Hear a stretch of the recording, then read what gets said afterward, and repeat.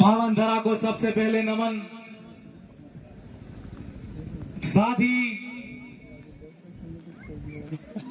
हमारे मंच पर विराजमान तमाम समाज के उद्धारक, समाज के सुधारक और हमारी आजादी के लिए और हमारे हक अधिकारों के लिए लड़ने वाले तमाम मेरे पुरखों को शत शत नमन जोहार करता हूं। आज के मौके पर यहां पर चिंतन शिविर के माध्यम से जो कार्यक्रम आयोजित किया जा रहा है, उस कार्यक्रम में बांसवाड़ा, डूंगरपुर और यहां के क्षेत्र के स्थानीय खेरवाड़ा के तमाम वडील युवा साथियों और मेरी मातृशक्ति, मेरी बहनों, आप सबको मेरी ओर से, मेरी विधानसभा की जनता की तरफ से बहुत बहुत क्रांतिकारी जोहार। भक्तगण आए, अपनी अपनी बात रखी, आप सब सुन रहे हो, लेकिन कुछ समय पहले की जो बात होती थी तो राजनीतिक पार्टियों ने, चाहे वो जितनी भी आई हो गई हो, और उनसे लड़कर हमारे नेता जो बनते थे, उन लोगों ने हमारे समाज के अंतिम सिरे तक जो बैठने वाला भाई है, उस भाई को और उस बहन को और उस युवा साथी को अपने हक अधिकार के बारे में नहीं बताया। अभी हम देखते आ रहे हैं कि कुछ समय से जिस तरीके से यहां पर जो मध्य प्रदेश, गुजरात और राजस्थान के अंदर ही नहीं, पूरे भारत देश के अंदर आदिवासी युवा हो, चाहे वो वडील हो, चाहे मेरी मातृशक्ति हो या बहन हो, उन सब के अंदर जो क्रांतिकारी भावना आई है, वो भावना वाकई में देखी जाए तो अच्छे अच्छे जो बरगद के पेड़ जो राजनीतिक रूप में स्थापित थे, उन पेड़ों के पेड़ को उखाड़ के फेंक दिया। ये ताकत आदिवासी परिवार की ताकत है। आप सब यहां पर विराजमान हो, यहां पर पुरखों की लड़ाई की बात करें तो आज के मौके पर मैं जिस विधानसभा क्षेत्र से आता हूं, उस विधानसभा के अंदर मानगढ़ डैम है, और इस मानगढ़ डैम का इतिहास जिस तरीके से हमारे द्वारा जो हमारी समाज की सर्टिफिकेट लगाकर जो नेता बन रहे हैं, उन नेताओं ने हमारे जो 1507 आदिवासी 1913 के अंदर मानगढ़ की पहाड़ी पर जो शहीद हुए थे, उनको जो अपमानित करने का काम किया है, उस अपमान का बदला आदिवासी समाज कभी नहीं भूलेगा। ये मैं कहना चाहता हूं इस मंच के माध्यम से उनको। पहले चलाते थे, चल गया, लेकिन अब नहीं चलेगा। मानगढ़ की पहाड़ी पर जिस समय गोविंद गिरी महाराज के नेतृत्व में हमारे जो आदिवासी भाई थे, वो इकट्ठा होकर आदिवासियों के लिए स्वराज्य की मांग कर रहे थे, तो अंग्रेजी हुकूमत ने वहां पर चढ़ाई करके अंग्रेजों ने गोली मारी थी। तो हम जो मन्ना लाल जी रावत सांसद है, उन्होंने परसों एक स्टेटमेंट दिया कि एनसीईआरटी की पुस्तक के अंदर जो आदिवासी समाज का जो इतिहास लिखा जा रहा है, उसमें परिवर्तन होना चाहिए। मैं आज समाज की जातिम और चिंतन शिविर के माध्यम से उनको कहना चाहता हूं, और सोशल मीडिया, व्हाट्सएप के माध्यम से या मीडिया के जो साथी हैं, वो यहाँ पर छापे कि उन्होंने जो स्टेटमेंट दिया है वो पाठ्यक्रम बदलने की बात करते हैं, और आदिवासी समाज ने अगर ठान लिया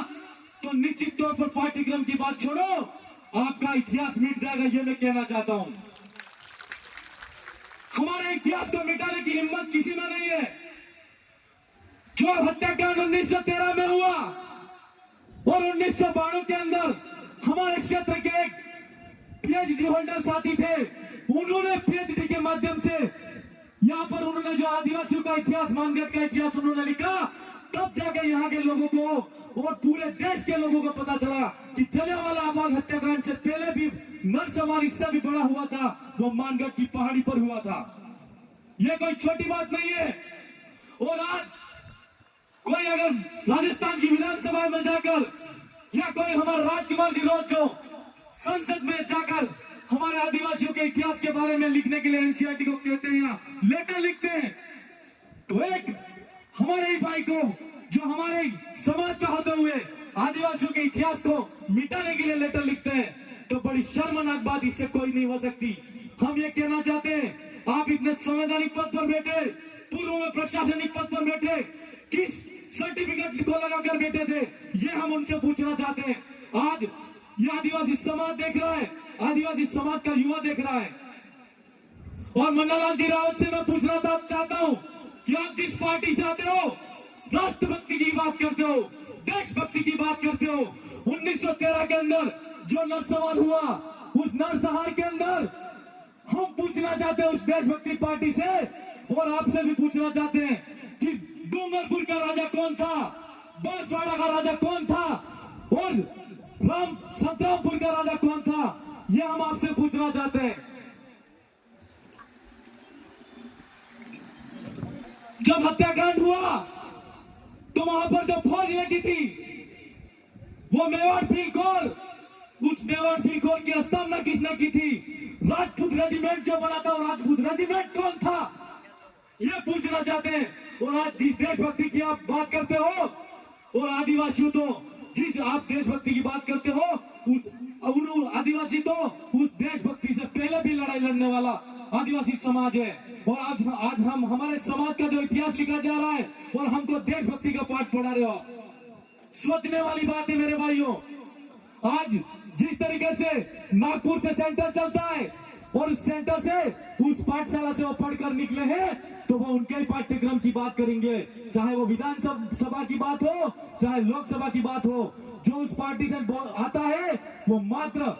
आरएसएस की जो विचारधारा की बात करता है, वो आदिवासी समाज की विचारधारा की बात नहीं करता है। आज हम इस मौके पर कहना चाहते हैं कि आज हमारे इतिहास के बारे में अगर छेड़छाड़ी करने की बात करते हैं, तो राजस्थान की सरकार को भी कहना चाहते हैं कि राजस्थान की विधानसभा जब चले, तो आदिवासियों का जो इतिहास लिखा जा रहा है, उसको एक अक्षर को भी मिटा के देख लेना, हम संसद के अंदर क्या करते हैं और विधानसभा के अंदर क्या करते हैं, आपको पता चल जाएगा।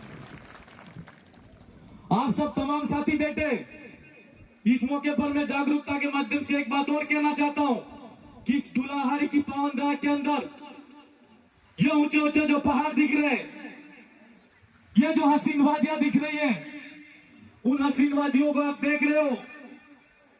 वहां पर रहने वाला जो आदिवासी समाज है, वो युग से रहने वाला समाज है। ये इतिहास कहता आया है। आज के इस मौके पर आप सबसे मेरा कहना है कि जिस तरीके से फॉरेस्ट एक्ट के नाम से सरकार आदिवासियों की जमीन पे कब्जा करना चाहती है, तो उस फॉरेस्ट एक्ट के अंदर एक प्रावधान दिया हुआ है। 2006 के अंदर वन संरक्षण अधिनियम और वनाधिकार अधिनियम जो बना, उसके अंदर संशोधन बिल आया, और उस बिल के अंदर यह आया कि जहां जहां पर आदिवासी इलाका है, उस आदिवासी इलाके के अंदर वनाधिकार अधिनियम की धारा 4 के अंदर जो आदिवासी भाई रहता है, उस आदिवासी भाई को जहां पर फॉरेस्ट लैंड के नाम से अगर सरकार ने जमीन अधिकृत कर रखी है, उस जमीन के अंदर पट्टा आवेदन करने का अधिकार आदिवासियों को है। मैं आज सब तमाम साथियों से कहना चाहता हूं कि क्षेत्र के अंदर फॉरेस्ट एक्ट की बात तो हो ही रही है, लेकिन अनुसूचित इलाके की भी बात होनी चाहिए। संविधान का जो अनुच्छेद 244 है, उस अनुच्छेद के अंदर पैसा एक्ट लागू है, और पैसा एक्ट के माध्यम से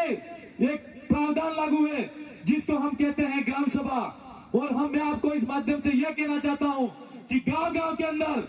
आज अब तक आपने अगर उस पावर को नहीं समझा है, या आपके जो सरपंच है या प्रधान है उसने भी अपनी ताकत को नहीं समझा है, तो आप ग्राम सभा के माध्यम से ऐसा प्रस्ताव पास कराओ, ऐसा प्रस्ताव बनाओ कि एफआरसी की जो रिपोर्ट होती है, जो कमेटी होती है, वो जो आपकी जो संबंधित उपखंड स्तरीय की जो कमेटी होती है, उसको प्रस्ताव देगी। और उस प्रस्ताव के माध्यम से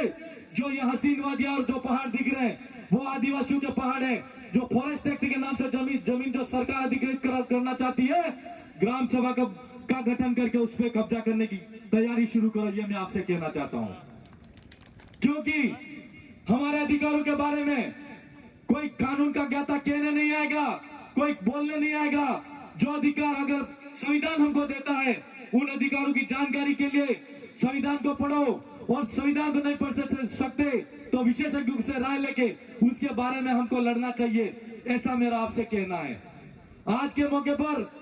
आपको मेरा कहना है कि यहाँ पर शिक्षा स्वास्थ्य की बात भी होनी चाहिए,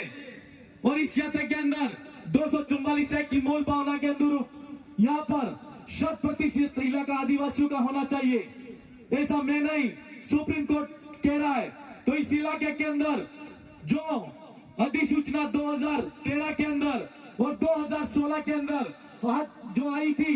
उस अधिसूचना के अंदर 45% जो आरक्षण एसटी को है और 5% आरक्षण एससी को है, और 50% आरक्षण अनारक्षित के नाम से दिया जा रहा है। और उसके अंदर 50% जो आरक्षण दिया जा रहा है, उस आरक्षण के अंदर आज की तारीख में हमारे जो युवा बेरोजगार भाई है, वो भाई बेरोजगारी की होड़ के अंदर आगे बढ़ रहे, लेकिन उस आरक्षण के बारे में कोई सोच नहीं रहा है। मैं युवा साथियों से कहना चाहता हूं कि इस क्षेत्र के अंदर हमारे साथ में भी वहां पर 2 एमएलए और बैठे हैं और एक सांसद हैं। आपकी मांग है, उस मांग को बुलंद करने का काम करो, और राजस्थान की जो सरकार है और दिल्ली की सरकार है उसको हिला दो। ये मैं आपसे कहना चाहता हूं। जो जब तक अगर इनके बारे में नहीं लड़ेंगे तो निश्चित तौर पर हम अंधेरे में रहेंगे। हम आज बातें सब कुछ हो रही है, और मुझे ऐसा नहीं लगता मध्य प्रदेश, गुजरात और राजस्थान के अंदर और पूरे देश के अंदर जहां जहां विचारधारा की बात आती है, जागरूकता की बात आती है, निश्चित तौर पर ऐसा लगता है कि इस क्षेत्र के अंदर और देश के अंदर जागरूकता आ चुकी है और आ गई है। लेकिन इस मौके पर एक बात और कहनी थी, जो यूटीए का कानून है, उस कानून का भी आपको पूरी जानकारी के साथ में विरोध प्रदर्शन करना चाहिए। सरकार कोई भी कानून बनाए उसकी जानकारी रखो। मैं इस मौके पर आपके साथ में